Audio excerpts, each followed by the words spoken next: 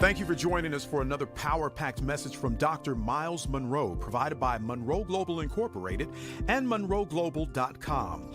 We transform followers into leaders and leaders into agents of change. We hope that this message is a blessing to you as you advance your life and discover your purpose. Now, let's go into the message.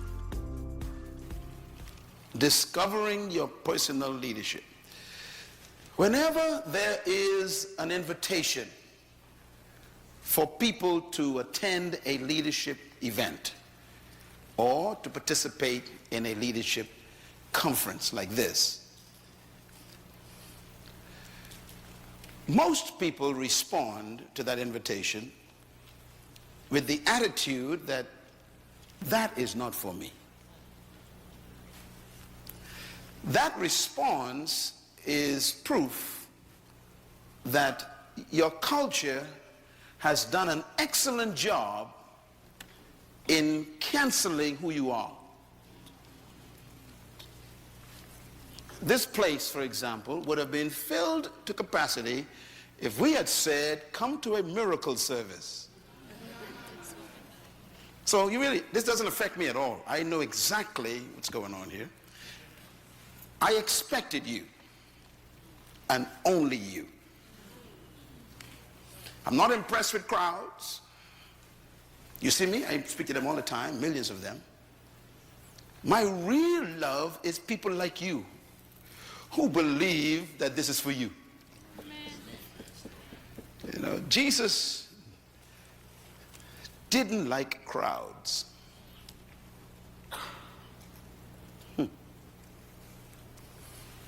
He didn't trust them.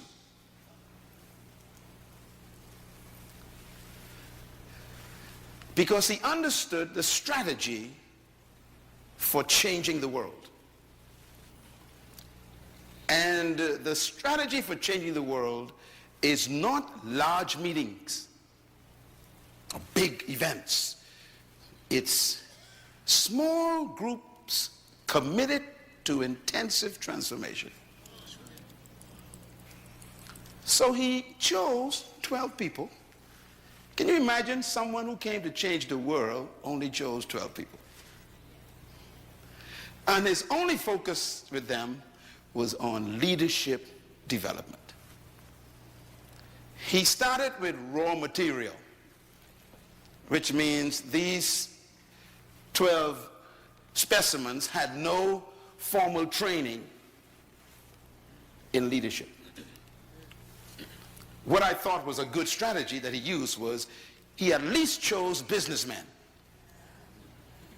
I like business people. Religious people are problems. So the people he chose were business people and professional people. Like Matthew was an accountant. Luke was a doctor, a medical doctor. Peter, James, and John owned a fishing company. These were businessmen. And the number one business of that day was fishing in that village around Galilee. So these guys were owners of the top business industry. That's who he chose. Because he wanted to produce leaders. One time, his crowd grew too much. You all would remember that one day the people stayed with him for 3 days and they ran out of food. He decided it's my responsibility to make sure that they are fed before they go home. So we know the story. He worked a miracle, multiplied fish and bread, and he fed them. And the Bible says after that meeting was over, 70 joined him. 70. Can you imagine having 12 people and all of a sudden you grew by 70%? Now normally when you grow by 70% you are excited. Jesus was not. He was suspicious. Why? Because he understands big crowds. They are not interested in changing. They're interested in feeding. So he turned to the 70 and he asked them a question. Why do you follow me? That was the question. Now, normally, if you are a pastor, and your church grew by 70% in one day, you wouldn't ask that question. Matter of fact, you would say, thank you all for coming. But his suspicion was high. He said, why do you follow me? And then he answered the question for them. I know why you follow me. Is it not because of the fish and bread I fed you yesterday? See, there are people who just want miracles, but they don't want to change. And miracles never change people.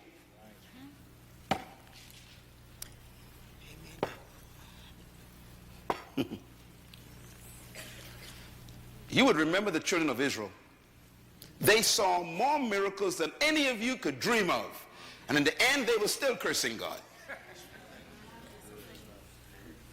And then Jesus tops it off by saying, if you seek for a miracle, you are a wicked and adulterous generation.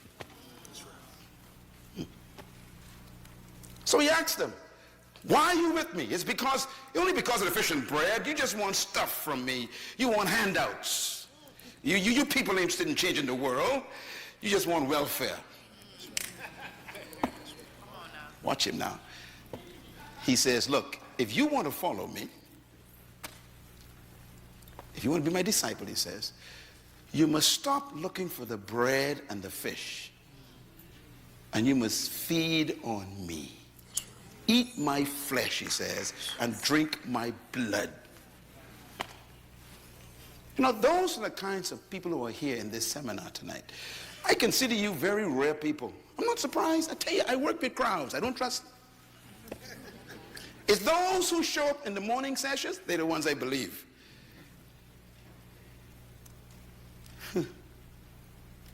Those ones who come to the workshops, they're the real people. They're the ones who God will spend his time with and give them what they expected and more.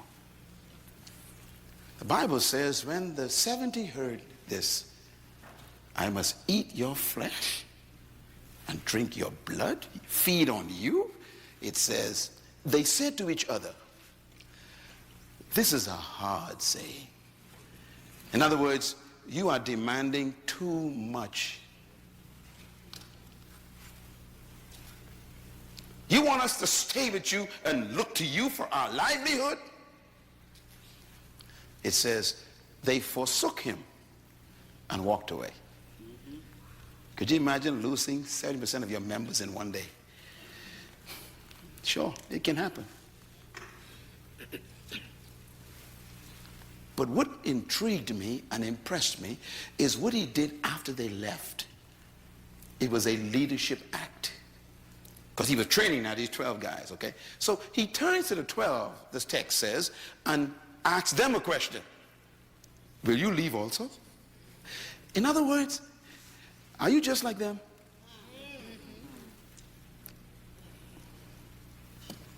He also meant,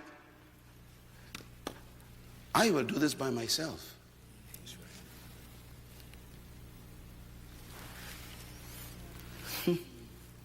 By the way, that's one of the most important principles of leadership, you know.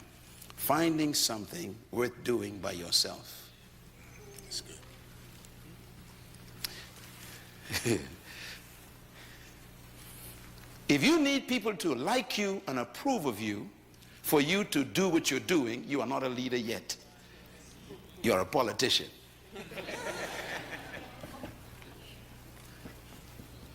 He was willing to go alone. Peter spoke up and said, Master, Rabbi, which means master teacher. I'm going to paraphrase Peter, okay, a little bit. Peter probably said, we think you are crazy, Jesus. We too think you are a little bit weird, but you make sense to us. In you, he says, we have found the words that give us life or give our life meaning. That's what leaders do. Leaders give people's lives meaning. That's why they follow you. People will follow you when they receive a sense of significance for their own lives.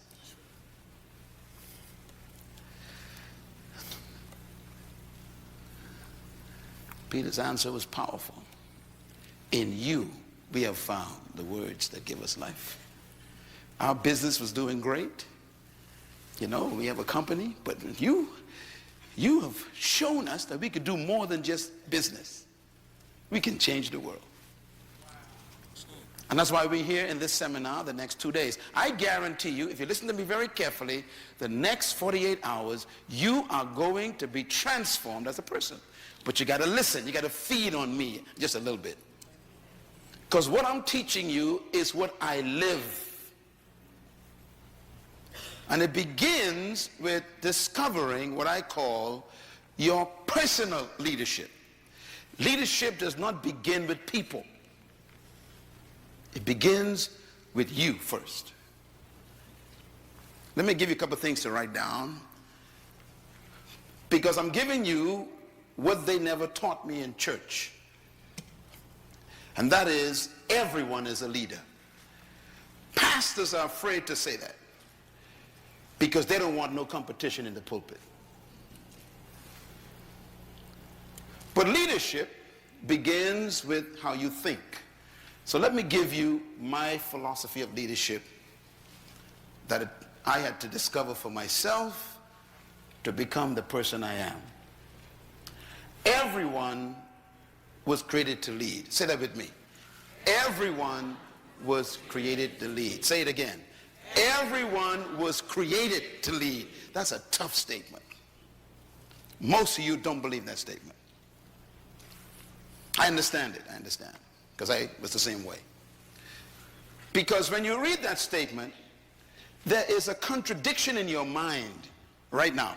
There's a battle going on. I know what the battle is. The battle is a question.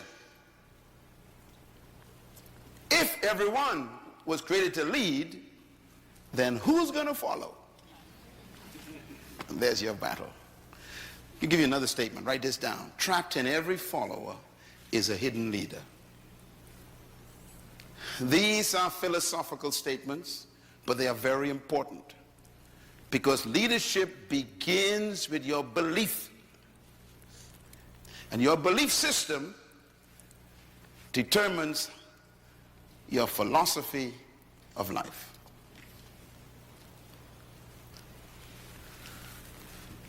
If every follower is a leader, then the question becomes a problem again. What happens when they all become leaders? Who's going to follow? The fact that you ask that question is proof that you've been successfully convinced by your culture that only a certain type and group of people were born to lead, while the other masses were designed to follow. That's really what you believe. That's why the question arises. Because you cannot see in your mind everyone being a leader. You have problems in your mind. I had the same problems. And this is why I teach this so hard. Because it is that belief, that subtle belief that's in your mind that's trapping you right now. For example, in my mind, there is no economic crisis. But that's because of the way I think.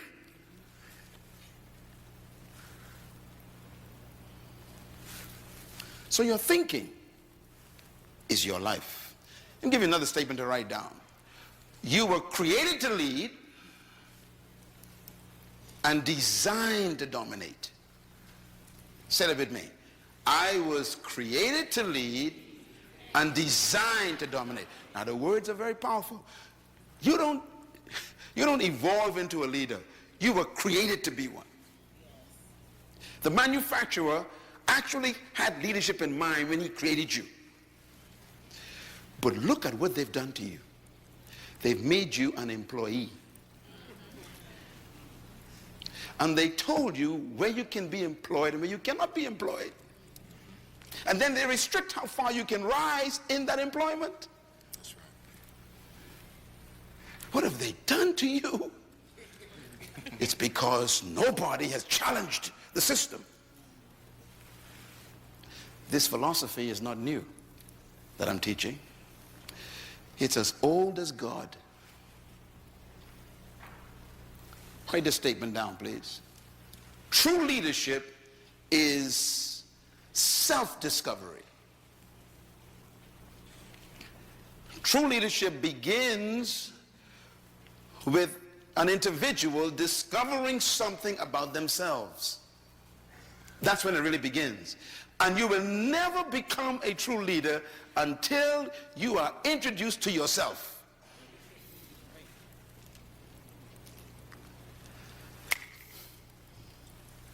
You know, if you were to study the leaders of history who really changed the world, beginning with people like Moses maybe, you know, here Moses is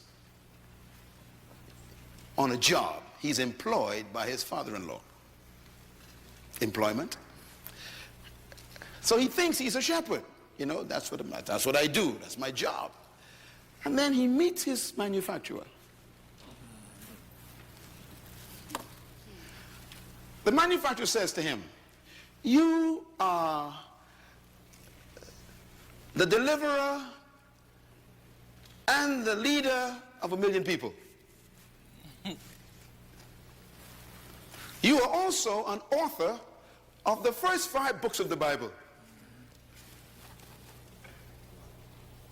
You are the leader of a labor force. You are a lawgiver for all the nations of the world. They're going to steal your laws and use them. His answer, you must be talking to somebody else. You see, when you meet yourself, you are always afraid.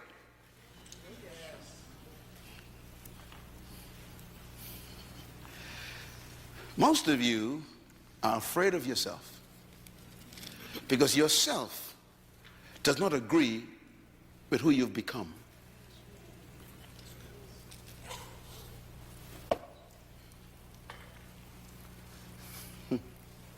You think you are a shepherd, a manager, a supervisor,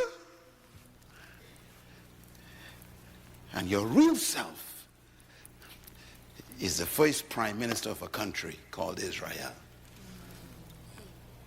And when I introduce myself to myself, myself says to myself, that's not me. And I argue for 3 weeks with myself.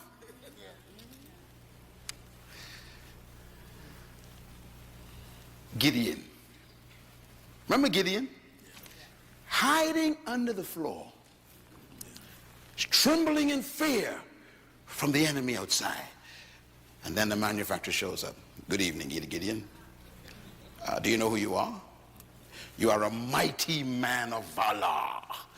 Gideon says, who are you talking to? You see, when you meet yourself, you can't believe yourself. And we are so corrupted by our culture, we actually argue with ourselves with good arguments.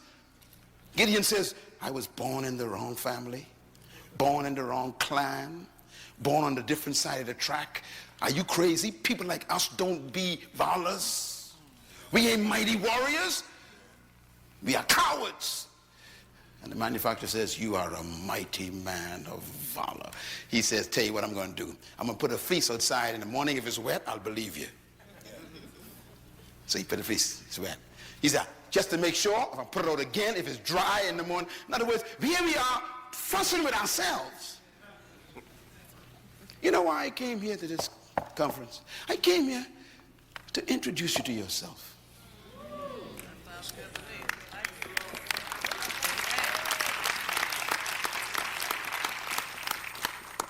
What you are doing is embarrassing to God.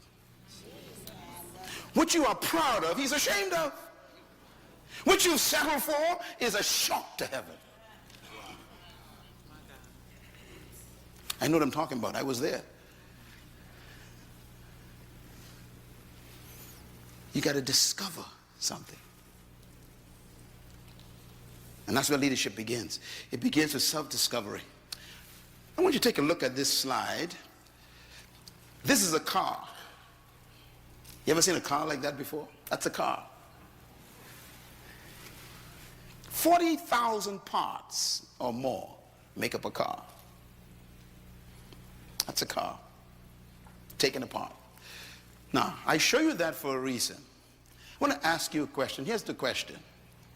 Which part of this car is the most important part of the car? You look at the engine of the car. What is the most important part of the engine? I mean, these questions are important. 40,000 parts. Which part is the most important?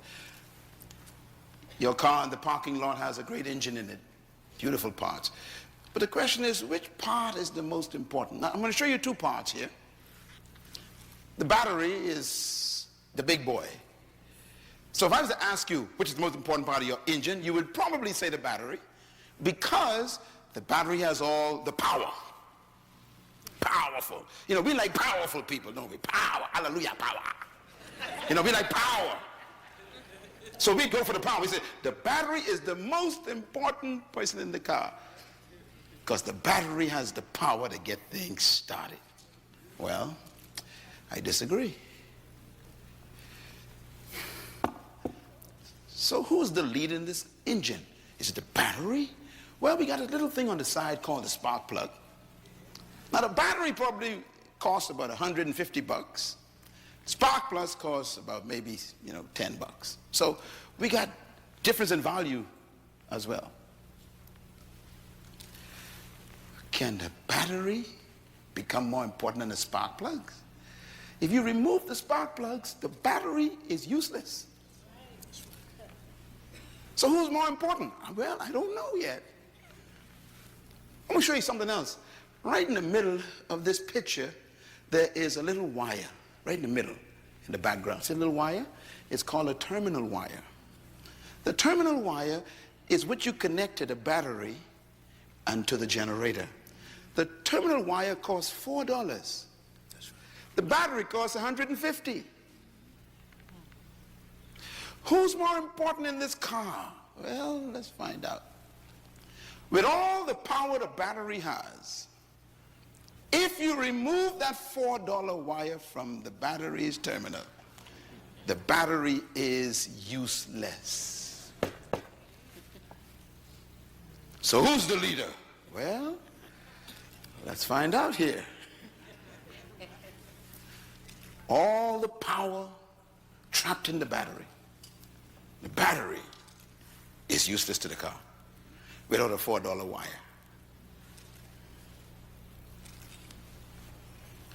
Who's the most important person in your organization? Is it the CEO or the maintenance woman? Is it the secretary who types? Or is it the manager of stores that oversee resources? Who really is the leader? See, this scenario is an interesting one, because that $4 wire can shut the car down. The car is worth $80,000. $4 can shut it down. Isn't that amazing? Now the problem is, this little terminal wire has to connect to the battery and to the generator. And all it does is a function called transfer. It transfers power to the generator that hits the spark, that turns the shaft, that caused that whole engine to turn over, to cause the wheels to turn, and you can control it. Transfer. The only problem is the terminal wire has no power. It's just a transfer function. That's good. Only problem with the battery is it cannot transfer. It has all the power. Only problem with the spark plug is it ain't got no power and can't transfer, but it can produce fire. So who's the leader in this whole situation? No one and everyone. That's the answer. Here's the answer. Everyone is a leader in their area of functioning. Write it down. This is the concept of leadership that God introduced.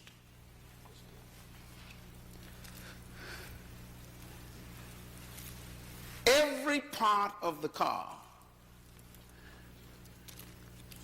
is a leader in its area of functioning. So we have to respect each part.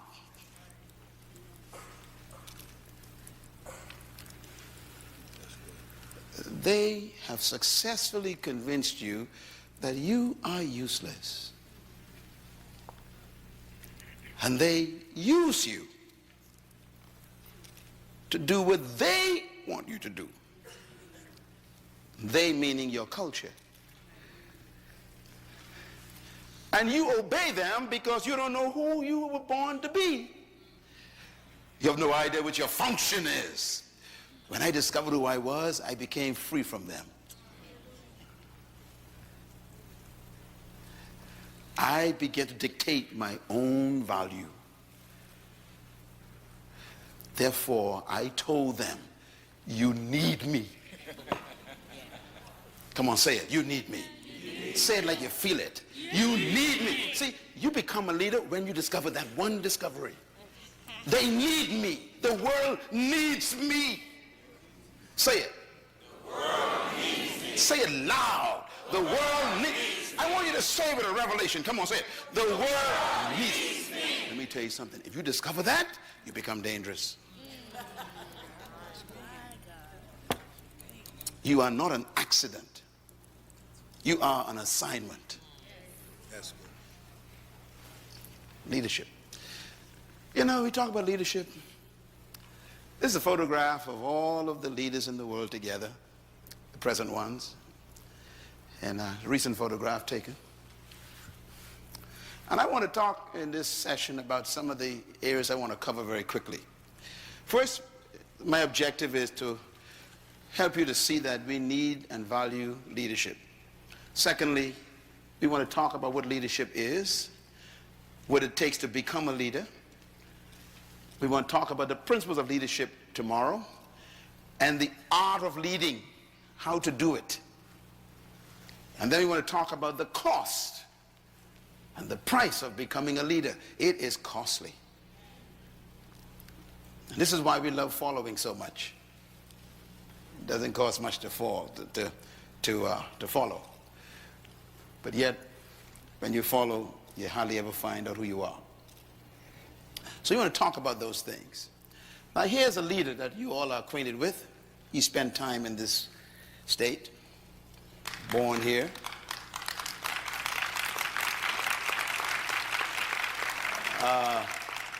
Walking through the airport of this state capital, they have his coat and tie. You'd wonder, why would someone want to put a man's coat on display in an airport? And we won't ever see your coat. I'm going to explain to you why, okay? And hopefully, if you get this revelation I'm going to teach you in this leadership seminar, they'll want your coat also.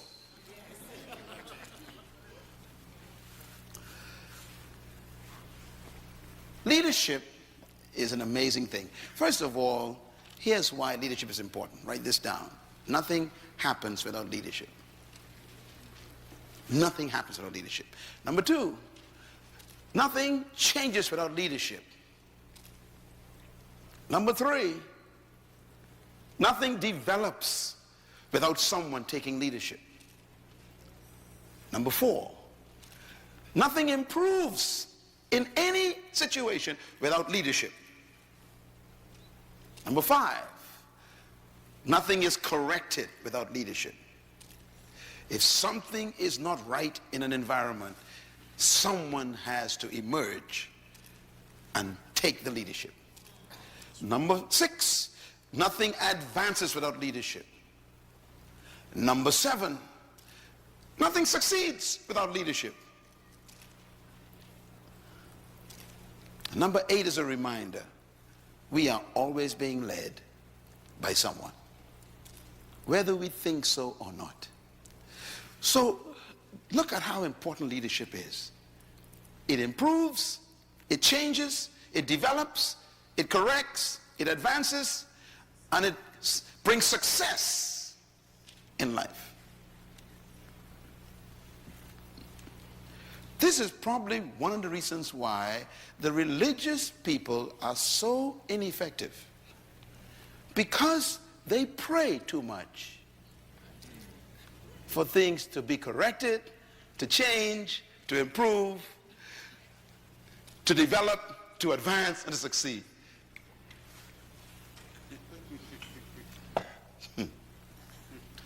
I think one day Rosa Parks decided to stop praying. That's all. What made her a leader? She just decided, no more prayer. I'm now going to be active.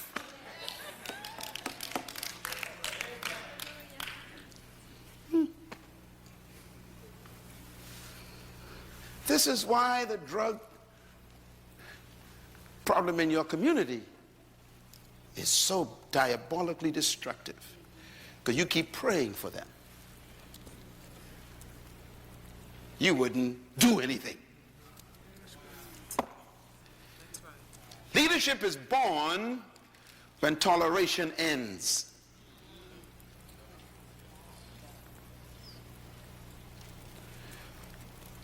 Why? Whatever you tolerate, you will never change. What did I say? Whatever you tolerate, you will never change. This is why there are very few leaders in your city. Your toleration level is very high. Leaders are usually angry people. As a matter of fact, you will learn tomorrow night the secret to becoming a true leader. And one of the secrets is anger. Yes, Lord. Wow. When you decide, I have had enough, a leader is about to be born. Yes, yes.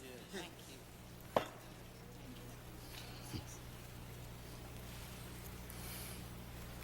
Toleration is the graveyard of leaders.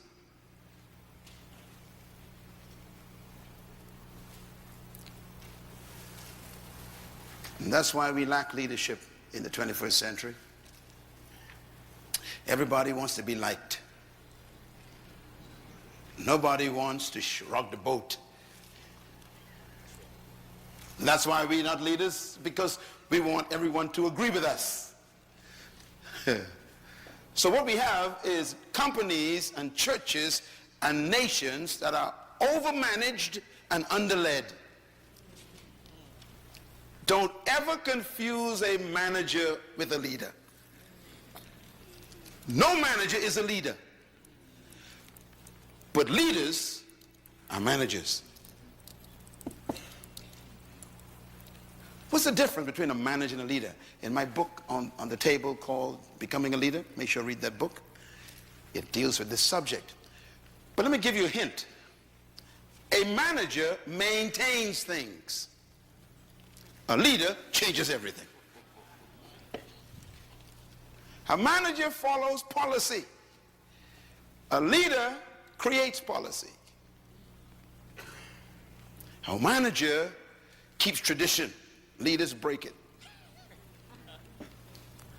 Managers focus on the bottom line. How much is it going to cost? Leaders focus on the horizon. Let's do it. Yes. Managers focus on doing the right thing. Leaders are very unique. Managers are always focusing on doing things the right way, is what I'm saying. Leaders want to know whether we're doing the right thing. If you are led by a manager, you will never grow. If your pastor is a manager, the church is stuck. If your department is headed by a manager, it will never expand. If your husband is a manager, your family is stuck.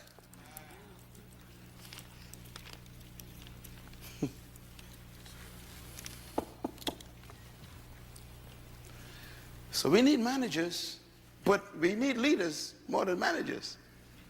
Because leaders is what give managers work to do. Let me ask some questions. These are some interesting questions I pose to students everywhere. I teach this in universities and I do surveys. And here's my question I give them. Is leadership about power? What do you think? No, okay. Is it about position? Is leadership about talent? You sure? Is leadership about skill? It's a skillful person. Is leadership about authority? Is leadership about status in your society? Is leadership really about charisma?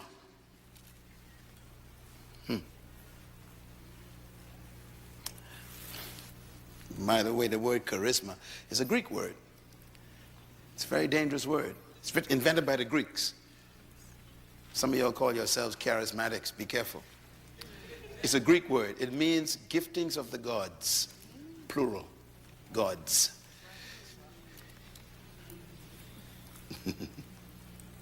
Because they were polytheists. They believed in many gods. Charisma. The giftings of the gods. Paul used it. He borrowed the Greek word to teach on the gifts of the Holy Spirit. But it's a Greek word.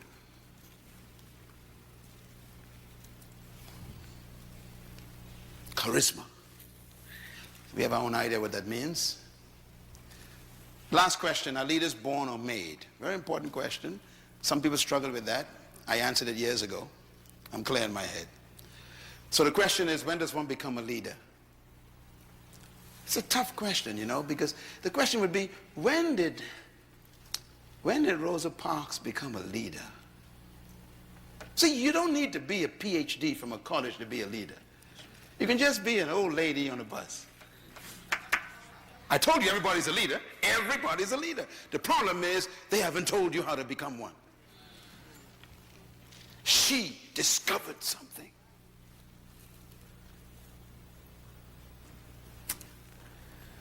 Don't die the way you are. Don't give them the privilege of firing you. You're better than that.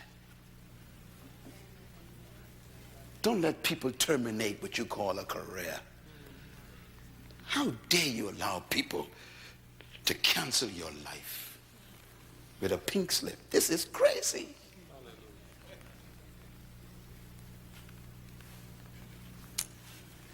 That's why we're here.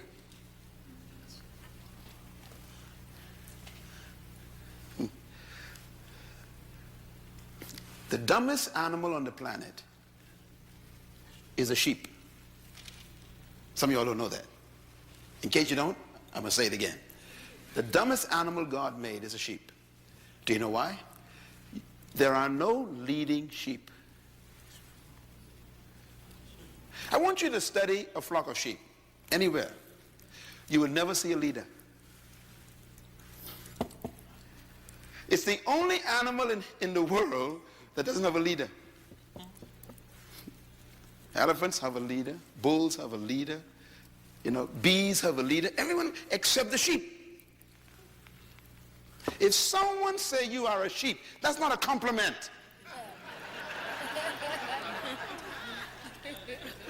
And religious people love the word. They love it. I am God's flock. That's not a compliment. Follow me. I'm going to show you how we are screwed up even in our theology has made us what we are.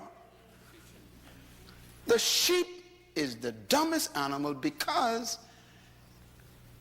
he will follow anyone because he has no leader.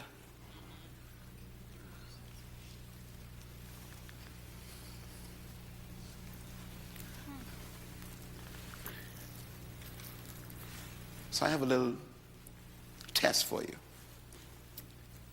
If an army of sheep is led by a lion,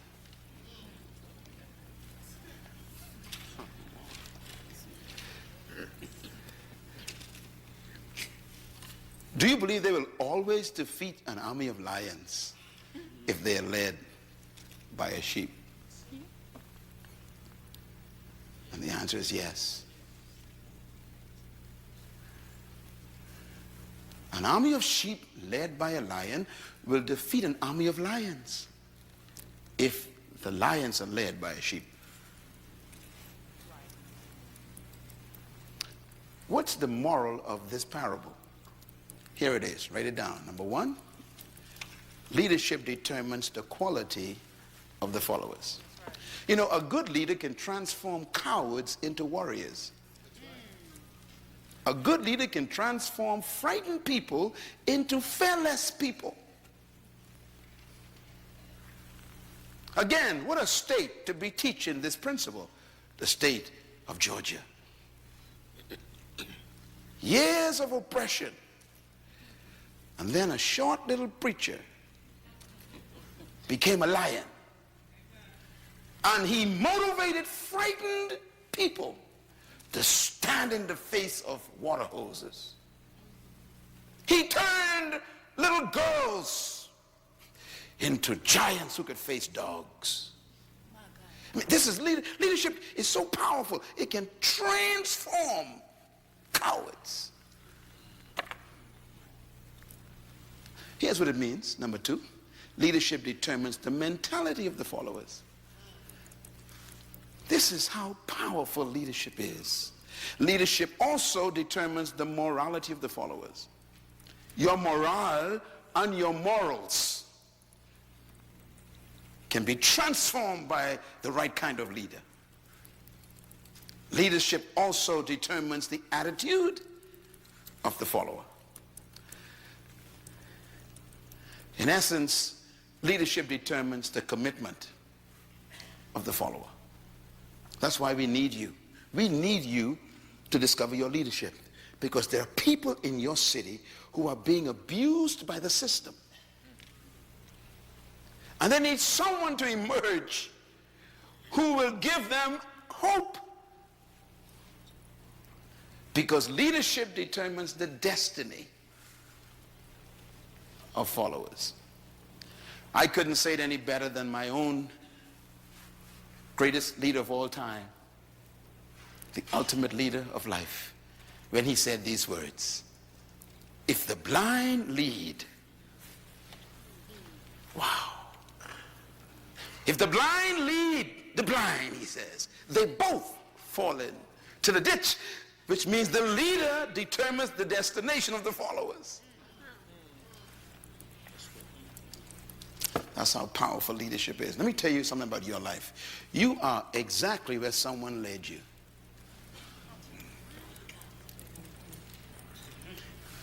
If you don't like where you are right now in your life, you're going to have to reconsider changing leadership.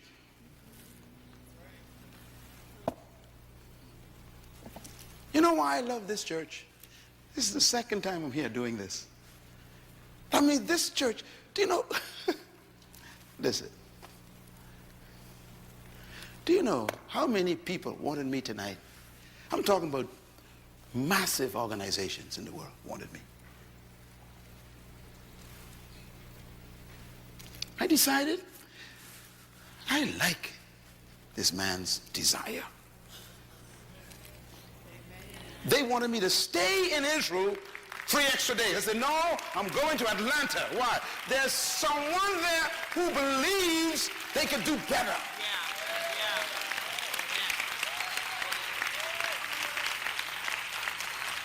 I don't think the members of this church really know who their pastor is. See, your problem is you want to shout and sing hallelujah, and then die broken sick. This conference is about to set you free from that stuff. Yes, sir.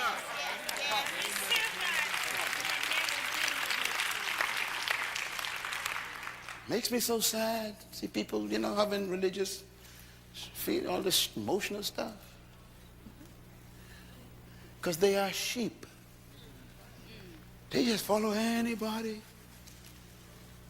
People come in town with a white suit, white Bible, white shoes. They run to that person. Just sheep. If the blind, what? Lead.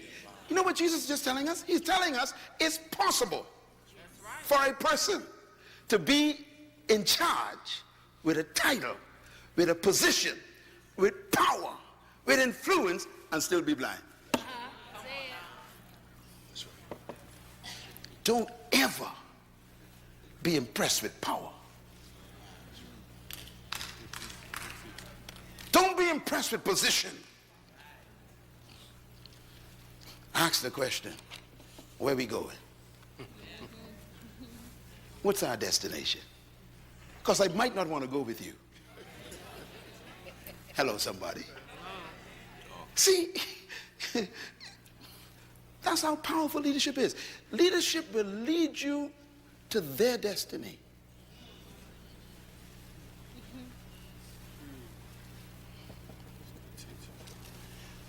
Some of you know the story about Jim Jones in Guyana.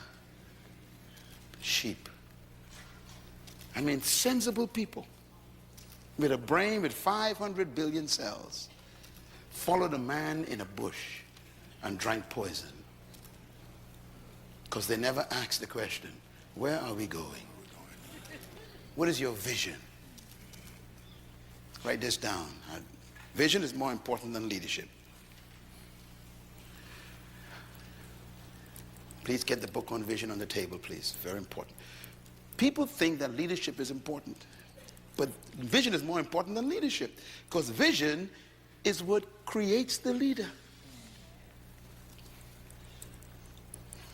What makes you a leader is the fact that you see a future that's better than the present.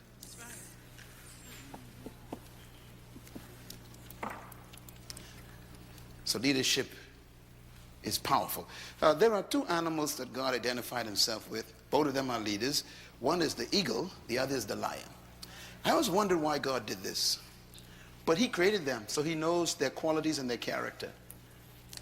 I love them both. I always love eagles and lions. You come in my office, you see lions and eagles all over the place. In my home, lions, eagles all over the place. In a couple of days we go into Africa.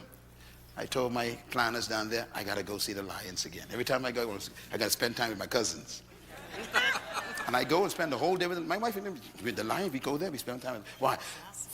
They remind me of me. They remind me of leadership.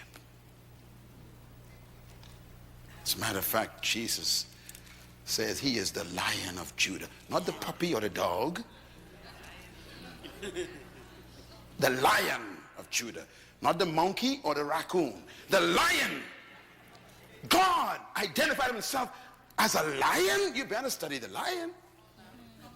Because he rules the universe, God identified with a lion and he rules the universe. That means the lion has some qualities that he wants you to study. Here's some of the lion that's very strange. Number one, the lion is not the tallest animal in the jungle. He's not the strongest. He's not the biggest. He is not the most powerful. And he's not the most intelligent. And yet he's the leader. Tell your neighbor there's hope for you.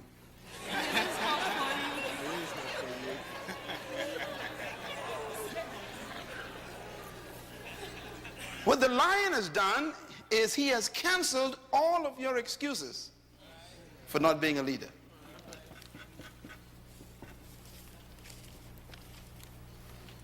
The color of his mane and his skin doesn't inhibit him from being a leader. His intellect, his strength, There are so many animals in the jungle more powerful than the lion. Stronger, taller, bigger, more intelligent. And yet the lion eats all of them for lunch. As a matter of fact, when the lion sees an elephant, he simply thinks lunch. Why is the lion the leader? Because of attitude. Write it down. Just attitude. Attitude comes from your belief system, and it produces confidence. The lion believes that he can eat an elephant. That belief becomes the source of his confidence, and so he moves toward the elephant. The elephant is 50 times more powerful, 100 times bigger, 80 times more intelligent, 60% more powerful, and yet the lion eats him for lunch. Why? Because the lion's attitude reduces that elephant to a meal. This is why he's the leader. Leadership is 80% mentality, attitude, and 20% skill. And this is why skillful people work for those with the right attitude.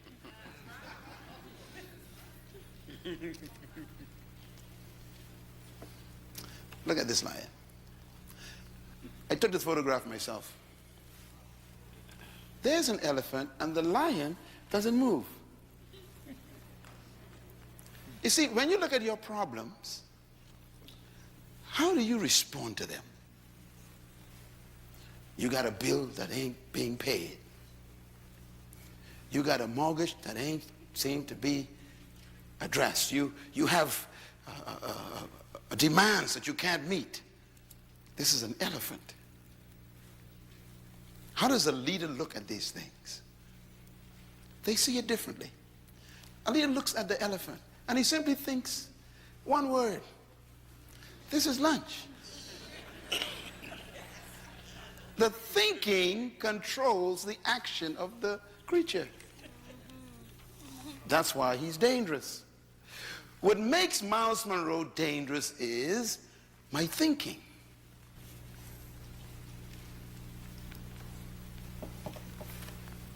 If I tell you my story, you will know that I am a miracle mentally. I wasn't always like this.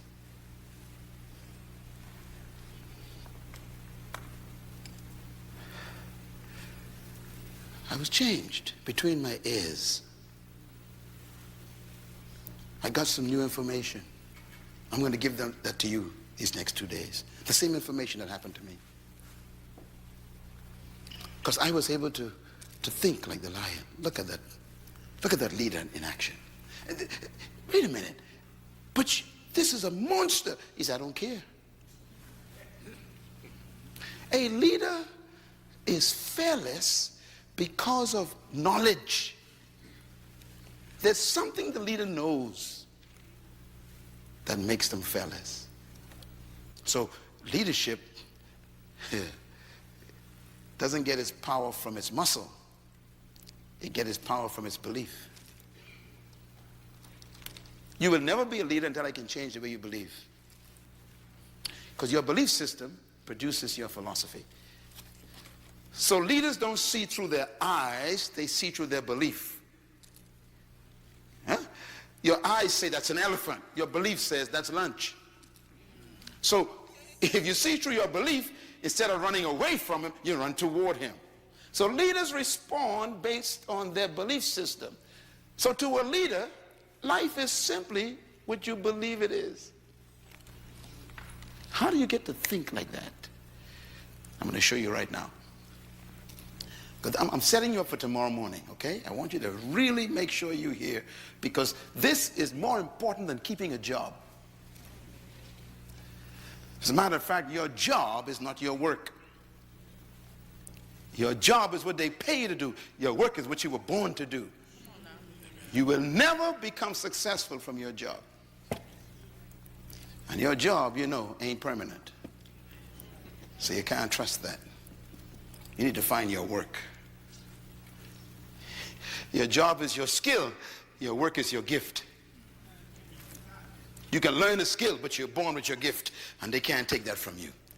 If they fire you, your gift goes with you. That's why I am unemployable. Why? I've been deployed. And I came here for you to deploy yourself.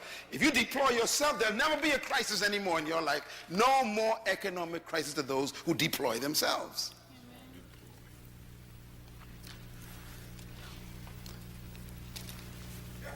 How do you think?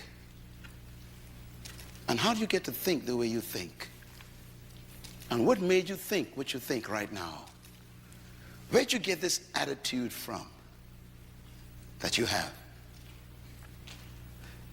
The history that created you is still with you. And even though you wear different clothes, drive a different car, it's the same person.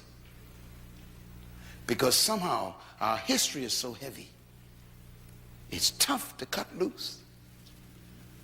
We still apologize for being successful. That's right. We feel ashamed to be in charge. It's amazing. See, when you still carry your history, you are afraid of success. Because you may lose your friends who ain't going nowhere. Very subtle problems. Your attitude is so powerful. It creates your atmosphere. It also is a source of your natural lifestyle. And if you're going to change your life, you got to change your attitude. Now here's the bottom line. Write this down. Your belief system is the source of your attitude.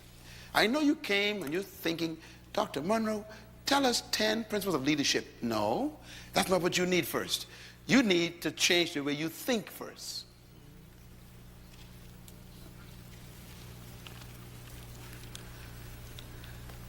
I was invited to speak at Harvard University a few months ago, and the room was filled with all of these technocrats and these professors and all these, Ivy League people. And they invited me to speak on leadership. Do you know what I came in there and talked about? I talked about thinking. When I was finished, first standing ovation ever at Harvard University, they says. They had never heard anybody get into their heads before. I exposed those who were racist. I showed them that your thinking is your philosophy that destroys the way you treat people in your department. That's good. And until your thinking change, you are contaminated leadership. They had never heard such a level of teaching on leadership. Why? Because unless your mind changes, you will never become a leader. Ladies and gentlemen, let me put it this way. Attitude determines your limitation, which means that your belief system determines how far you go.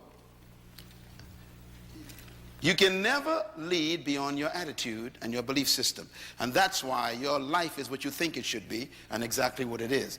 Attitude is the manifestation of your personal philosophy. And that's why this first session is dealing with discovering your personal leadership first. Then we could talk about people. Write this down. Philosophy is a product of your ideas. And this is why I started this session out with a question. Do you believe that everyone is a leader? You have problems with that. And I understand, because the culture doesn't allow it. Could you imagine going to work tomorrow telling your boss, I am a leader too? You just have problems with that.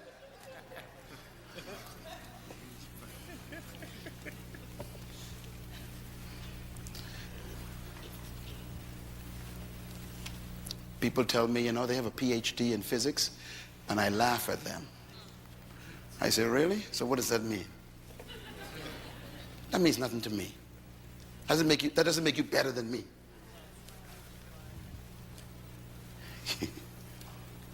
Your education doesn't change your human value. We are still equal as humans. And I do know some things you don't know. So we got to be careful. Our philosophy, our ideas is the source of our philosophy. And I like what the great king said, King Solomon. As a man thinks where? In his heart, so is he. Don't ever quote that verse again without putting the word heart in it. Most of you quote that and leave the word heart out. And the most important part of the verse is the word heart. As a man thinketh, so is he. That is not what he said. As a man thinketh in his heart, so is he. Why? Here's why. Because the heart is the Hebrew word that has to do with the center of reasoning. It's the place where you have meetings with yourself. Where you talk to yourself. That's your heart. That's the meeting place where you are reasoning with yourself. That's where you sit down and say, well, let's see now. Can I do this? Can I not do it? Can I really do this? That's where you're having meetings with yourself. Because that's where your belief system is hidden. In other words, your heart is also, Paul calls it the hidden man. The psychologists would call it your subconscious mind. I call it your hard drive. You know, this iPad got a hard drive on it. Don't trust what's on the desktop. The display, don't trust that. The stuff on the inside, that's the real thing. Now, what is your heart? Your heart is the place where you keep all the ideas you collected all your life, the ones you believe, you keep it. So when you hear the word heart in the Bible, don't point at your chest. Point at your head. Blessed are the pure in heart. Don't go to your chest. Religious people go to their chest. The pump in your body is not impure. It's doing its job, pumping blood. So, blessed are the pure in heart. It ain't nothing to do with your pump. It has to do with your mind. Are your thoughts pure? Are you thinking with purity?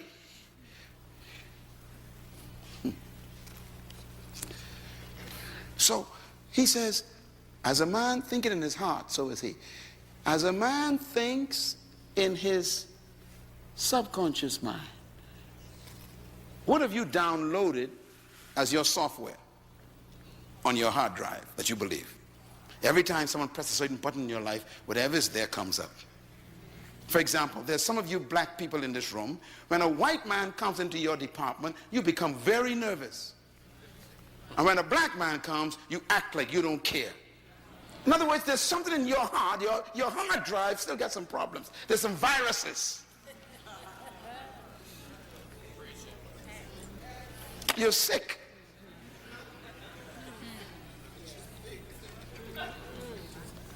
It's there on your hard drive.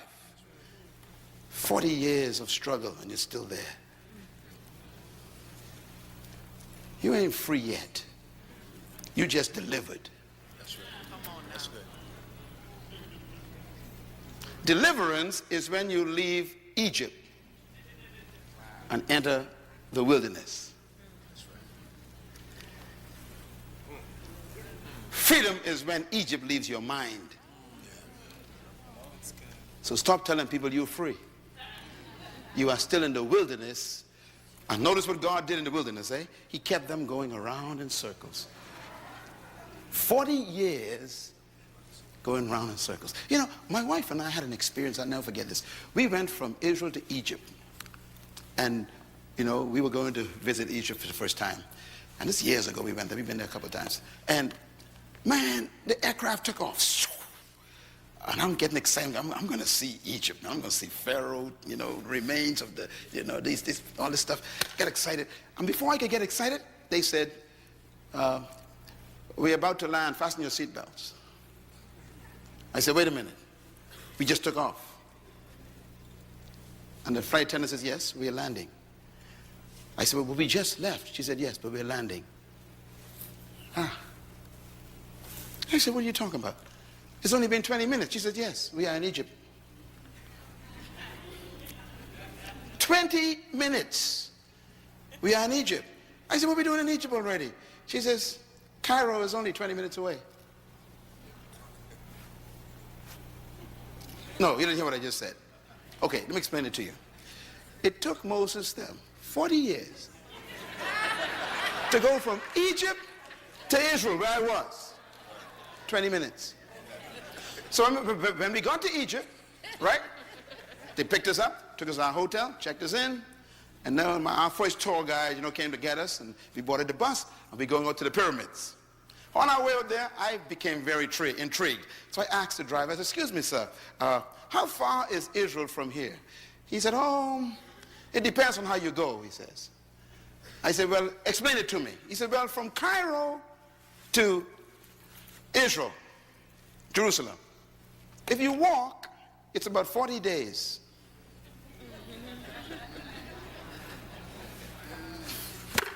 You take a bus, it's 24 hours.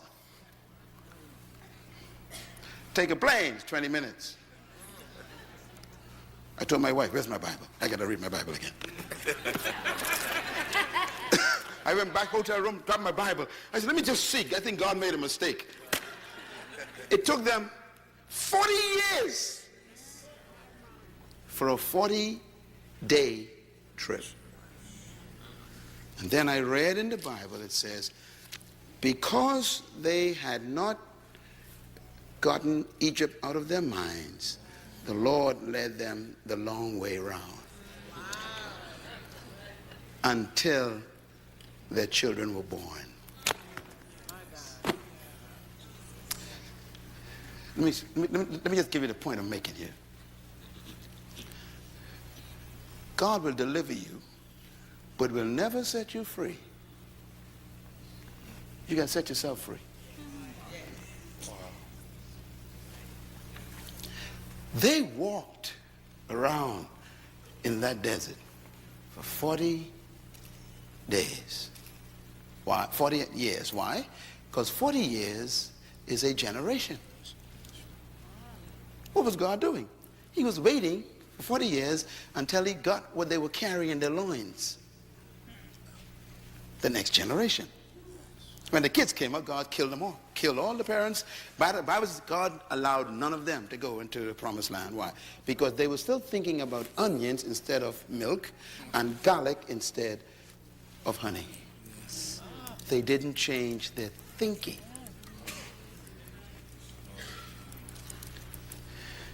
Your mentality is more important than your location. If you don't change as a person mentally, you will stay where you are physically. So God killed them all. Only 2 left.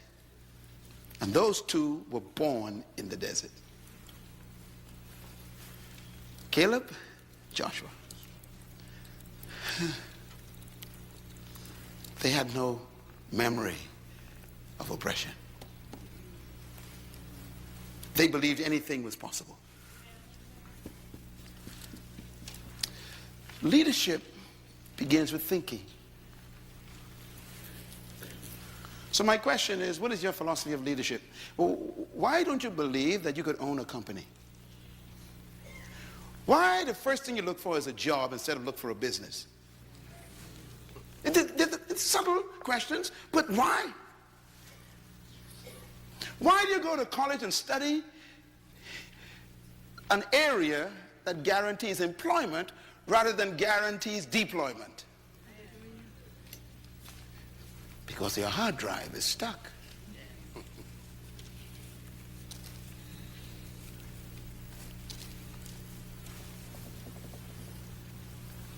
I sit with heads of states. You saw those pictures. Heads of state, kings, governments.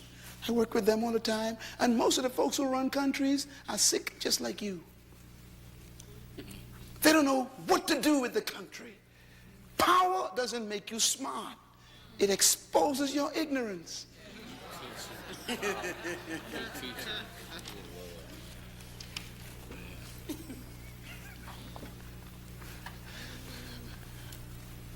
Let me quickly do this because I don't want you to have nightmares. Let me just give you, let me conclude this by giving you God's philosophy of leadership, okay? I'm going back to the beginning where you began. Genesis chapter 1 is really about you. Verse 26 says, then God said, let us make a species called man in our own image, according to our likeness. And he tells us why. He says, to let them have dominion over fish of the sea, birds of the air, over the cattle and the animals of the field, over all that's growing in the earth, and over everything that creeps on the ground. Now, every word in this statement is very important. And in this verse is the secret to your life.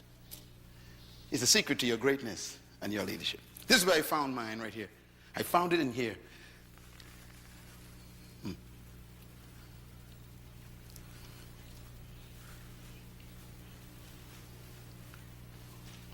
I'm just going to say this. I hate to talk about these things, but I'll just say it. In a lot of my contracts with governments, they pay me $5,000 an hour.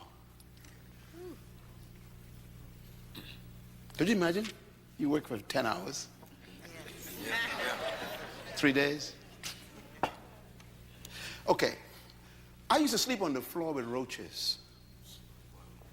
I am from a family of 11 children. One mother, one father. I am number 6, right in the middle. We were born in a wooden house on 4 big rocks in a small, low-income, poor area called Bainstown in the Bahamas, in an island 7 miles wide. That was my life. 7 miles wide, 20 miles long. I was born middle of an island, poorest part. The house had 2 rooms. 11 kids now, 2 bedrooms. One for my mother and father, one for my 7 sisters. We slept like sardines. So the 4 boys slept on the floor. That's where I was born.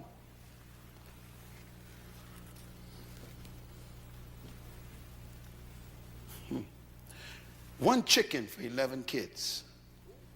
The neck was delicacy. Listen, this is my life. 1 pair of shoes for the whole year. If it sprung a hole, I had to put cardboard in it. I remember sleeping with roaches running over my body.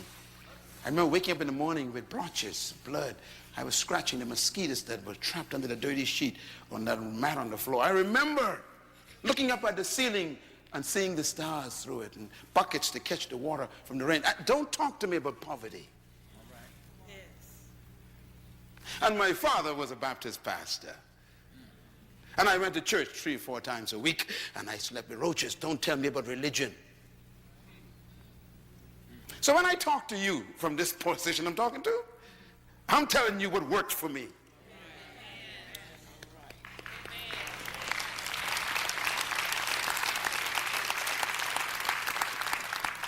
And now to be paid $5,000 an hour.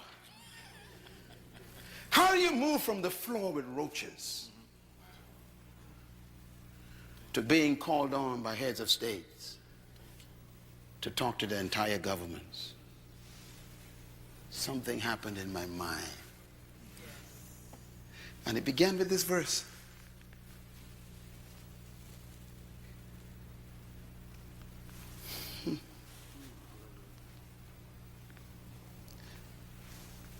Let us make man. The word man here is the word ish. I-S-H, write it down in Hebrew, ish. It's a plural word, which means that God wasn't making a person, he was making a species. All of us is called man. For example, we call all dogs, dogs. We call all cats, cats. God called all of us man. Man is the designation of the whole species. It comes in 2 models, male and female. But it's all man. And then he says, I want to make this particular product in my own image. Write the word image down. See, this stuff is important. This is what set me free. The word image doesn't mean to look like. The Hebrew word means characteristics. Characteristics. Let them have the same characteristics, qualities of God. No Baptist pastor told me that. My father couldn't teach me that. He didn't know it. I had to find it for myself. I have God's character. Wow. What a discovery for a little boy sleeping on the floor. I am just like my father, God. Oh, my mind was changing. You know, we had teachers from Europe because we were oppressed by the British, you know. We were bought there as slaves years ago. My great-grandfather was a slave, you know. And so the British people, man, they told us that we were half-breed monkeys. They were very clear. They said, you are not fully humans. They told us this in class. One of them said to me, you are retarded. Your brain is maldeveloped. You are not able to be educated. All you can do is music and dancing. And that's why they still believe that today right here in this city. All your people do is dance and music. Why don't you run the economy?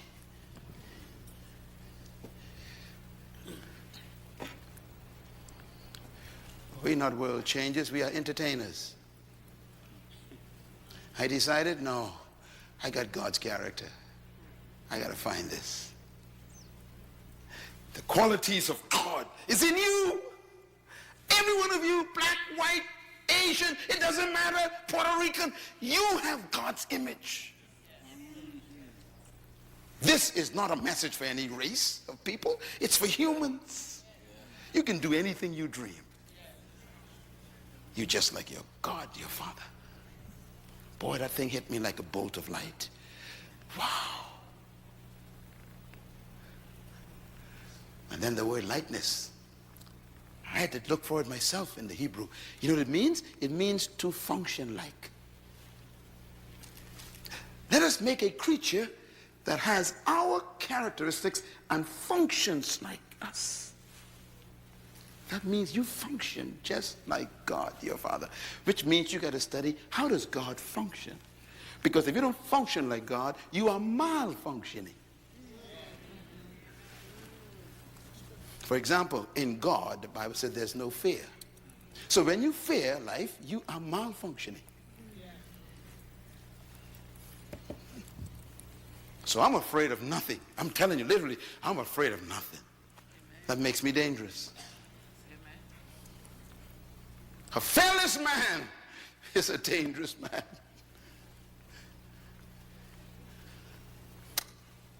I'm not afraid of death. And that's the highest threat you can give me. And I'm not afraid of death. And you'll find that all true leaders have no fear of death. As a matter of fact, they have an affair with death. All true leaders. Why did God create you? Read it. To have what? Dominion. So what was the motivation for God's creation of you? Dominion. Why did God create you? Say it loud. Dominion. Well, what motivated God to create you? Dominion. What was the reason why God created you? Dominion. Yeah, not to have worship services. He never said prayer meetings. He never said to be a bishop. I don't know. Culture has done a good job at us. Here's a guy who's a bishop and can't pay his light bill. Here's an evangelist who owes everybody. Here's an apostle who can't even pay his mortgage.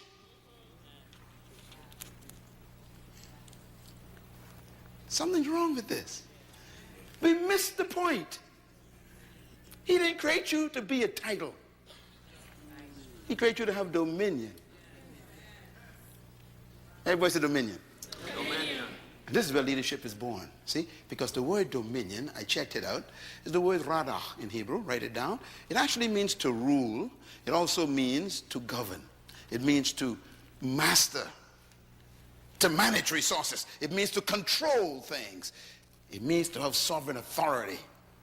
It actually means to lead. Please buy this CD and listen to it a few times. Get this in your spirit. That is why you were created. To be a ruler, a governor, a manager, a controller, an authority, and a leader. Now, here's why I changed. Here's why I changed. When I discovered this, I had to discover the second principle. I'm going to give it to you.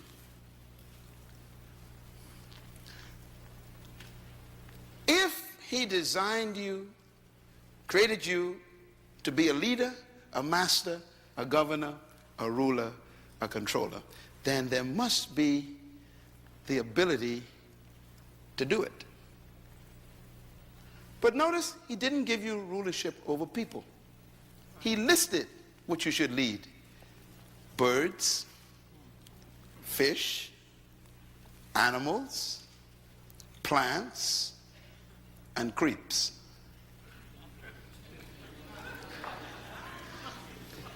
This is very important.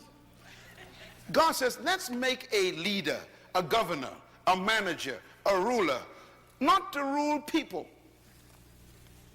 So leadership in God's mind is not about people. It's about resources.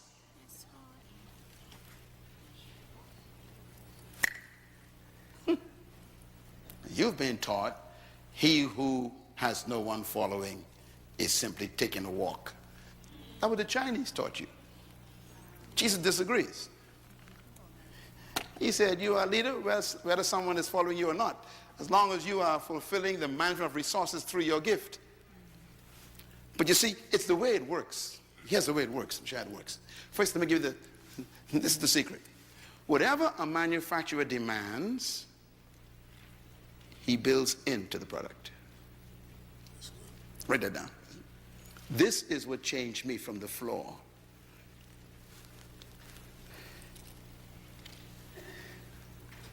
Whatever a manufacturer demands from a product, he builds it into the product. Am I right? Am I right about this? Think about anything. Your car, for example, your computer, your iPad, your iPhone, whatever you have, your refrigerator, whatever it's supposed to function as, it is built with. Number two, whatever God calls for, he provides for. Number three, whatever God demands, he inputs. Number four, whatever God expects from something, he injects it into it. And number five, whatever God gave the purpose of a thing to do, he built it with the potential to do it. That changed my life. Because when I discovered the principle of creation, I discovered my ability. Yeah. So when a manufacturer makes a product, he makes it for a purpose. Purpose means to perform a specific function. He builds into the product the capacity to perform the function. And then he sells it to you. And he tells you to demand these certain things from the product. You can demand it because it's already built in. When I discovered this, my life changed. Because suddenly I realized that no one in my environment could determine what I could and could not do. That's when I canceled my European teachers. It was at that point my life changed. I was 13 years old when I discovered this.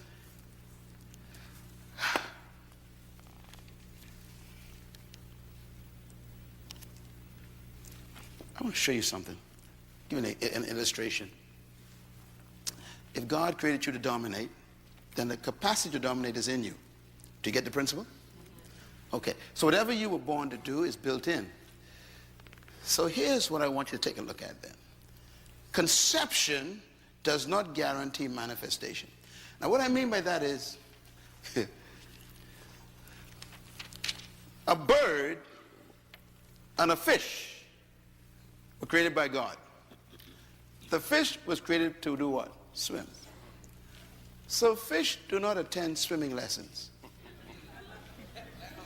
I know it sounds simple, but it's very important. Why? Because swim is built into the fish. Why? Because God demanded the fish to swim. So he put the ability in it. Birds were designed by God to fly. So birds don't attend flight school. Flight is built in. I like this one. Seeds. Seeds were designed by the Creator to bring forth trees. You'll never find a seed attending a tree growing convention to learn how to grow trees. Why? Where's the tree? Trapped on the inside. In other words, whatever God created something to do, he built it in. Your culture and your educational system doesn't allow you to discover that. We are educated to be employed, not to be deployed. Seeds deploy themselves and become trees. Fish deploy themselves and they swim. Birds deploy themselves and they fly. We are the only creatures God created who don't deploy ourselves, because our culture doesn't allow it. You got to get free from the culture. And it's seminars like this that make you begin to have a meeting with yourself and discuss yourself with yourself and say to yourself, self, am I who I really am? You know, here's my conviction. This is why I believe that buried in every human being is a leader, trapped by an erroneous philosophy that you were born to follow. Let us make man to have what? Dominion. To govern, to rule, to lead, control. Which means that somewhere inside of you is a ruler, a controller, a leader, a dominator. Somewhere in there. Because he would not have demanded it if he didn't inject it. Which means that your ability is determined by your responsibility. Your potential is designed by your purpose. Your potential is equal to what you were born to do. The best example I can give you is this car. Look at this car. All cars have what they call a speedometer. Am I right? Here's an old one, old Chevy. Now, if you look at the numbers have up to 160 miles per hour this car can travel. All of your cars have that kind of registration, sometimes 200, 180. Everybody got that, right? Okay. Now, when you bought the car, that was on the car. You bought the car with it. It was on it, 180 miles per hour. I'm getting ready to go, okay. I'm so excited. Okay, so you bought this car, you brought it home, and the manufacturer says this car can travel 180 miles per hour. How can the manufacturer put that on there? What makes him so sure that this vehicle could travel 180? That's the first question. The second question is, have you ever traveled 180 in that car? No. Let me tell you how stupid our philosophy of our countries are. We sell a car that could travel 180 and put a sign up 50 miles per hour. It's amazing. It's crazy. I don't understand it. I have no idea how they got this idea. I don't know where it comes from. But it tells you the nature of your culture. Don't try it. They give the company permission to build the capacity, but restricts your ability to use it. And you never thought about that. And that's the way they think about you.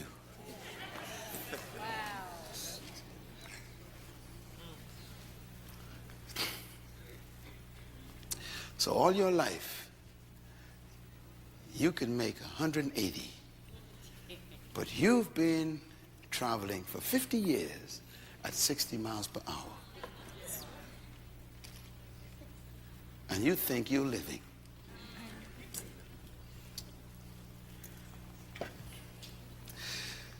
The capacity is present.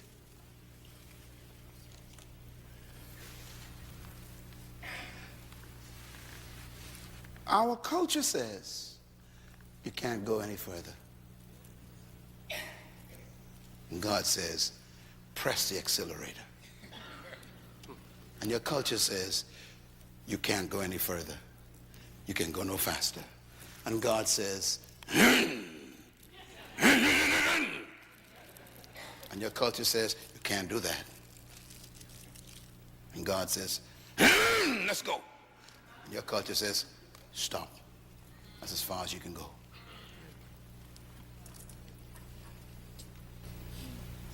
You got to make a decision tonight, see?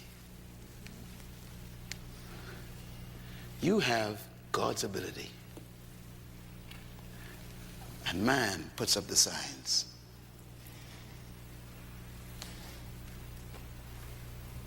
You're a follower. And God says you're a leader. You're an employee. And God says you're a controller. You are a subject. And God says you are a ruler. They keep putting up signs. One day, I was in Germany. My wife and I spent 6 months in Germany. And one day, we were going from München to another city for me to speak. And we got on what they call the Autobahn. The Autobahn is a road without limit, no speed limit. Okay, once you get, you can go as fast as you can. So my host was driving in beautiful black Mercedes. And you know me, I'm from the Western world where there are signs everywhere. Okay? You guys ain't got no Autobahns here. So I'm on the highway, man, and he said to me in German, I spoke German. He said, have you ever been on an Autobahn? I said, what is an Autobahn? He said, this is the street we're about to enter where there's no limit.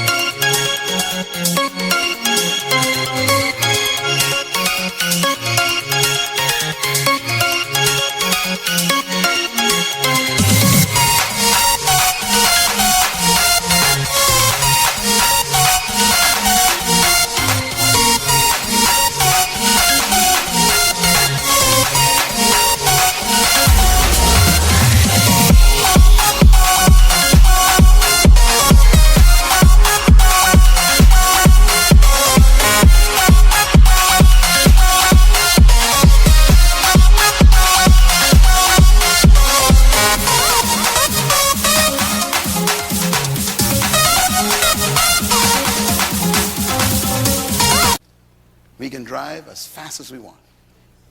I said, what? He said, would you like to drive? I said, yes. For the first time in my life, I have an opportunity to open a car. I felt so excited. I said, man, I get to drive. He said, yes. So he pulled off to the gas station, switched. I got in the car. Hey. My. He said, go on, turn off. We turn off onto the highway. He said, okay, go ahead. He says, we're going to be driving for another 4 hours, so don't worry about it. And man, I began to see that needle go up, and I become excited. And I hit 60, right? Mentally, 60. I go, oh dear. He says, go ahead. I said, really? He said, go ahead. And I went up, 80. And my whole heart begins to pump faster. And I'm thinking, I'm flying. He says, Dr. Munroe, please go ahead. I said, you mean He said, yes, go ahead. I went up 95. He says, go ahead. Now, the car could make 250. And I'm thinking, oh, Jesus, man. He says, go ahead. You are going too slow. Cars are passing me. So I hit 100. And my whole body began to rebel. My mind began to rebel. And I realized that I was corrupted by my culture. And he said, you are going too slow. I went 120. He said, will you please? Now, by this time, I'm the only car on the road. I'm feeling now, man, 125. This is it. I'm the fastest man in the world. And I'm flying out. I'm flying. All of a sudden, 10 minutes later, a car passed me. He said, I told you you're going too slow. I went to 150, and my whole body, my whole mind, everything locked up and said, you can't do this. He said, what's the matter? I said, this is 150. He says, you're still going too slow. This is the Autobahn. The average speed is 185.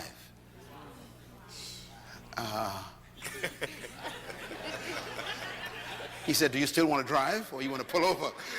I said, I'm going to try to drive. And at 170, there was a barrier broken in my mind. I never forgot that to this day.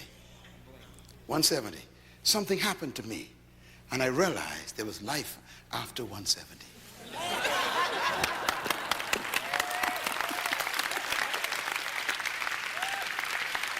Wow! Man! 185, man, I'm flying. Shoo! I said, can I go more? He said, go ahead. And 190, shoo!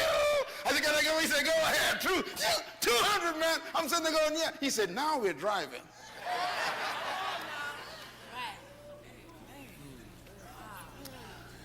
My life has changed that day. No more barriers in my life. There was a point where I had to break it. That's why you're here this week. I'm going to take you to that point.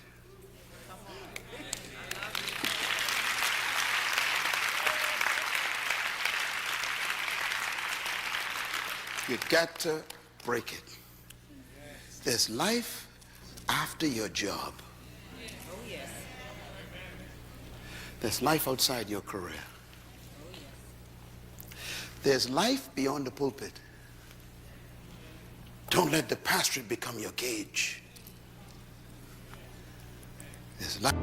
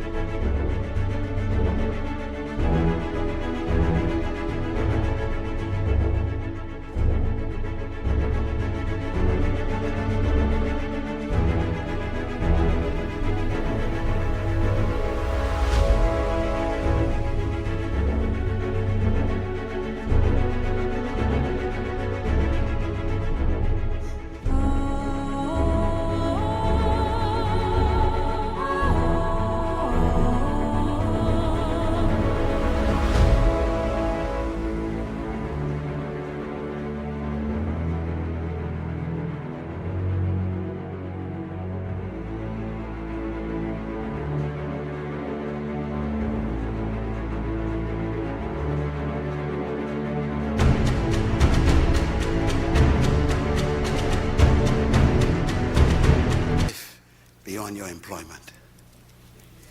You gotta break it. You're a leader.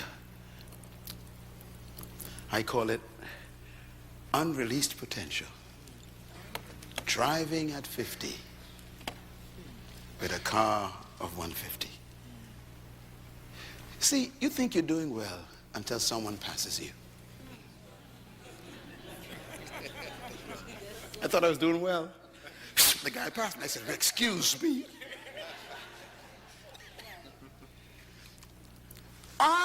Tonight, I am the German sitting in the passenger seat. That's who I am for you right now. And I'm here to tell you, go for it. Go a little faster. Break it. That's who I am. I'm the guy sitting on the passenger side saying you're going too slow. You could do better than this. You're a leader. I hope that this first night will cause you to think about your own limitations. Because that's you. The Creator is the only manufacturer I know who hides a man inside a boy. He hides a woman in a girl. He doesn't create women. He hides them. He doesn't create men. He hides them.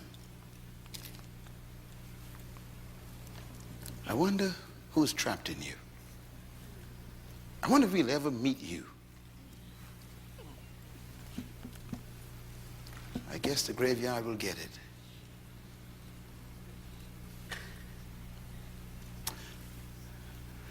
Today I look at myself in the mirror and I kept thinking, that was on the floor with the mosquitoes and the roaches.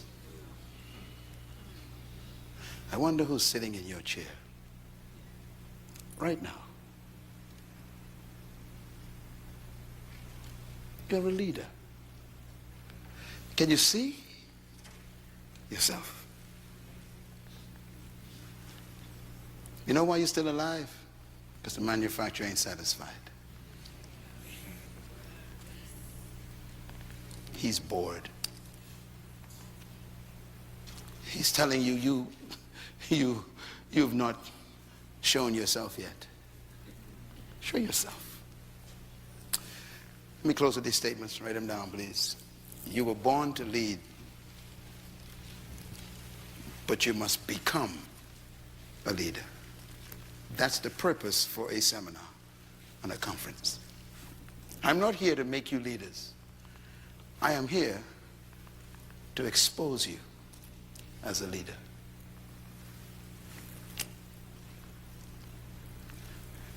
A seed is a tree, but it must become the tree. And that's the way you are right now. You are a great woman, an awesome man, but you must become. It is my passion, my hope, my anger that no human being die until they are manifested.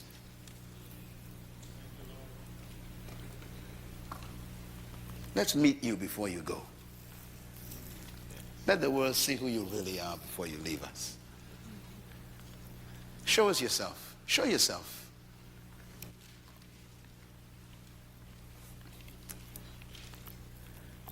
You could run the race. Running the race of life is not about beating people. It's about releasing yourself. That's why great leaders never compete with anyone. They are in competition with themselves. They try to see how much of themselves they can release tomorrow. It's leadership. I will never compete with you. I'm too original.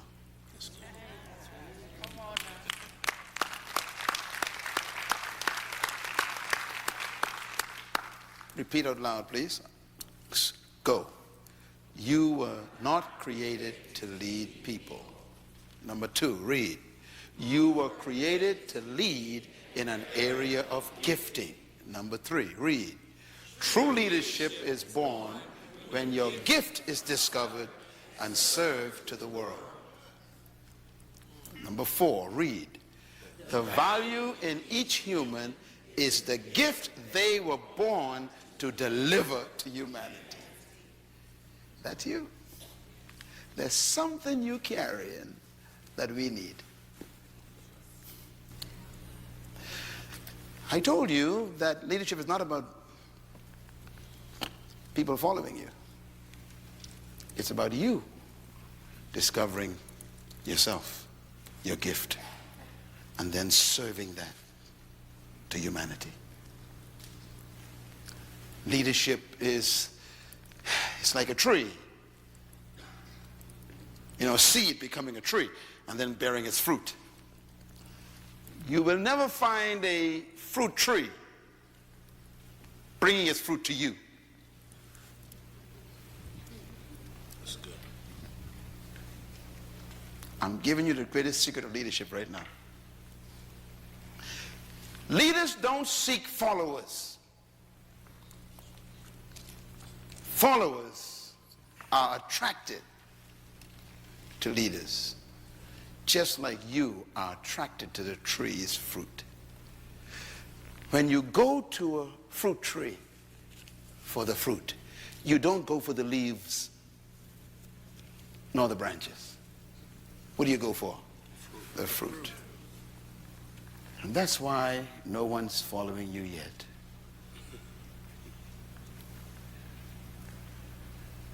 Because you're not manifesting your gift. Before I leave this city, by tomorrow night, I'm going to help you find your gift. Because if you find your gift, they will find you. And then they'll pay you for it. They will follow you for your gift.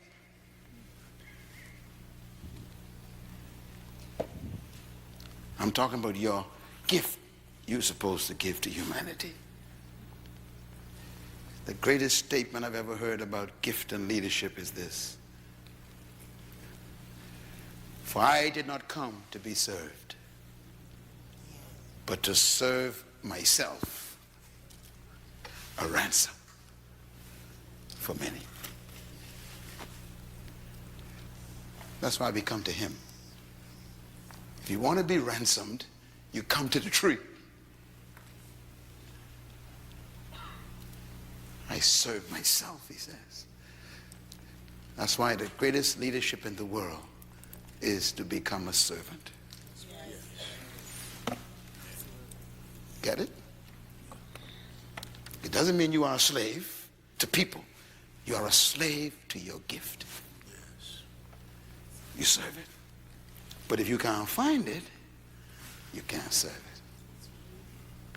Therefore, you become employed. Tonight is the beginning of change for you.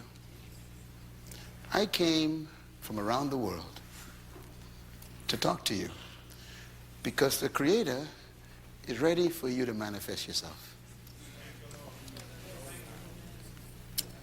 What a meeting we have these next 2 days. You're going to meet the most important person you ever met in your life. You're going to meet you.